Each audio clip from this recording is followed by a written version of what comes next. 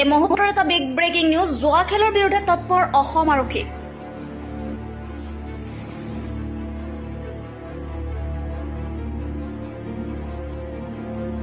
জুৱা খেলৰ বিৰুদ্ধে বঙাইগাঁও জিলাৰ বিদ্যাপুৰত ধাৰাবাহিক অভিযান বঙাইগাঁও জিলাৰ বিদ্যাপুৰ আৰক্ষী চকীৰ অন্তৰ্গত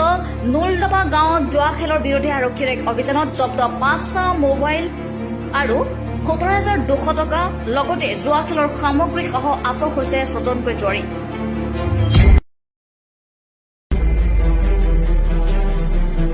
বৰদাপুৰ আৰক্ষী চকীৰ ভাৰপ্ৰাপ্ত বিষয়া বীৰ সিং বৰদলৈৰ নেতৃত্বত আৰক্ষীৰ এটা দলে চলাইছিল এই অভিযান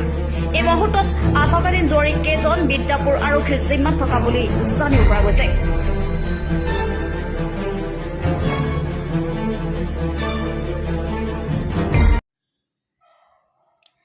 এক এক্সক্লুসিভ ৰিপোৰ্ট rkylive